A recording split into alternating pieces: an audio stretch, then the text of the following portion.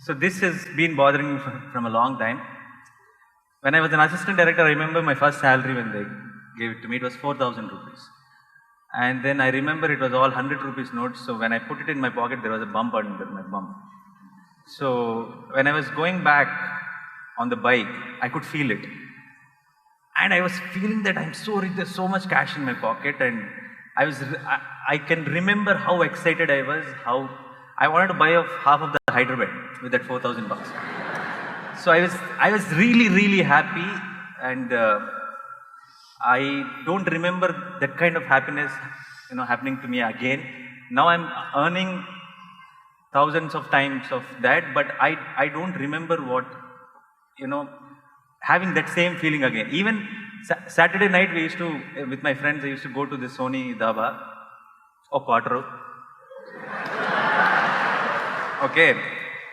From Monday to Friday, I used to wait for Saturday. On the Saturday morning, I used to be so excited that it's Saturday again. Evening, we are all going to catch up, meet, and then going to Sony Dhaba. So I was really happy.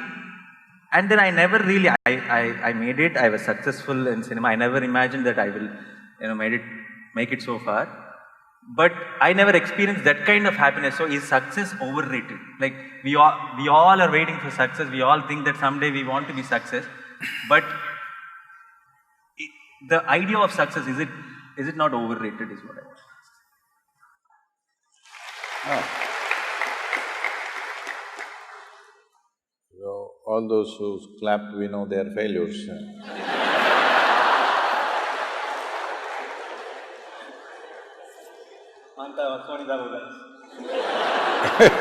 Maybe, they're all the Dhaba people. Yeah.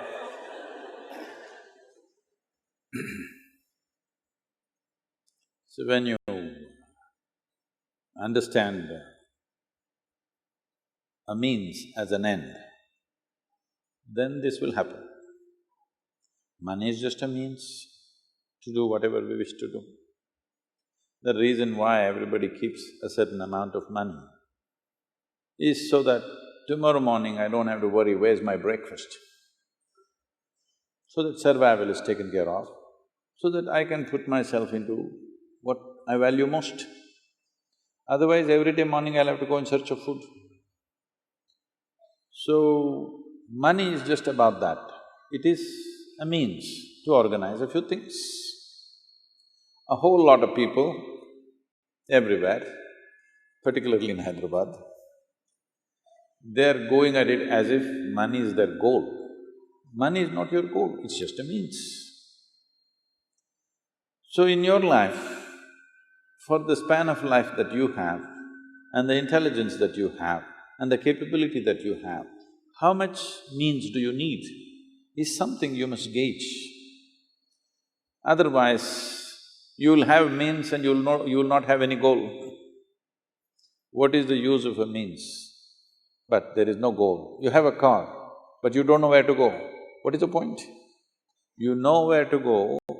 If you get on the bus, you will go there in 6 hours. If you get into your car, you will go there in 2 hours. That's why you have a car, because you know where you want to go. Now you don't know where you want to go, but you have a rocket. What is the point? And anyway, if you bought half of Hyderabad, I want you to understand, the real fun is in the other half always.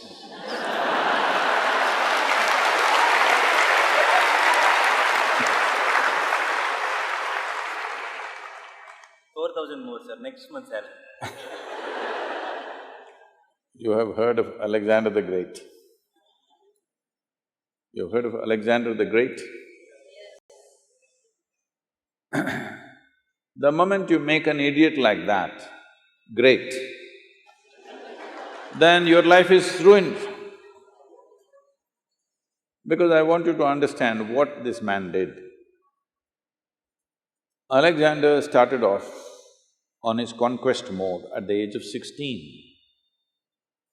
He went from country to country, killing hundreds of thousands of people, saying, this is my land, but won't sit there and enjoy that land, we'll go to the next one because the other part of the Hyderabad he's looking. Like this, he came all the way to India or to the entry of Indian subcontinent. By then he's 32. He's tired, killing, fighting, killing endlessly. He killed many of his very close friends who started off with him because they all wanted to go back. 16 years, no cell phone, you can't talk to your family. They have left their land 16 years ago. At the age of 16, 17, they are fighting endlessly, killing, blood, that's all they have seen. Everybody's tired, but this man wants the other part of Hyderabad. So, he went through a certain experience. Now, time is running out.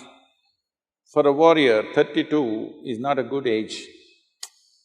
Things are becoming a little weaker, not as good as it was at 25. So he is worried. So one thing is, he wants to conquer the world and it's taking too much time, so he wanted to become immortal. This is the next. Once you have Hyderabad, next is immortality. So he wants to become immortal. So he heard lots of stories, Indian yogis, mystics who lived for thousands of years, India is full of such stories. So he sent out an advance party of 8 soldiers. Go find an Indian yogi who will teach me the science of immortality. So they came looking around and then they found one yogi, somewhere probably looking at the descriptions. We think somewhere in let's say, in the Pakistani Punjab, that region somewhere, looking at the description of terrain, everything, it seems like that. We could be wrong, but somewhere in that region, what is presently Pakistan, which was considered India at that time. So he came and they came and they found a yogi sitting under a tree, just one loincloth, simply sitting there under a tree, blissed out. They looked at him and they said, you come, our Alexander wants to meet you. The yogi laughed and said, I'm not going anywhere, I'm here. If he wants, please ask him to come. They said, no, you better come, he is the emperor, you just come now. He said, no. They pulled out their swords. These are violent men, they can take off your life for nothing. Now he is given a good cause that he is refusing their orders. So they said, we'll take off your head. He laughed and said, take it off. I've finished everything that I need to do with myself, I'm just sitting here, enjoying my existence. You want to take my head, take it. See, if I take your head, I will not get your intelligence. This is one thing people must understand. If I could get your intelligence, I could take all your heads and keep it with me. But no, if I take your head, I will not get anything from you. Only thing is, I'll have a piece of meat to handle. So then they thought, oh, this guy is not scared of death, he must be immortal. They said, begged him, please come, our emperor wants to know about immortality. The yogi laughed, let him come here.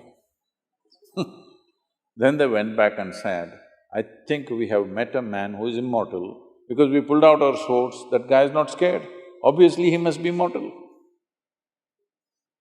Then he himself came. When he came,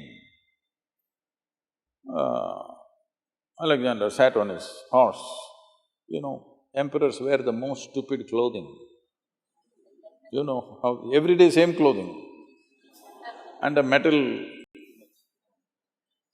crown is the most uncomfortable headgear to wear. At least this is nice, this comforts you. Crown is a terrible thing to wear, just wear one metal strap around your head for 2 days and see how it feels to be a king. So he tried to talk to him, he said, I want to know immortality. The yogi said, get off that stupid horse. Because have you seen always when somebody sits on a horse, they become like this? You sit on an animal which is less intelligent than you and suddenly you feel so big. So he said, you get off that stupid horse first.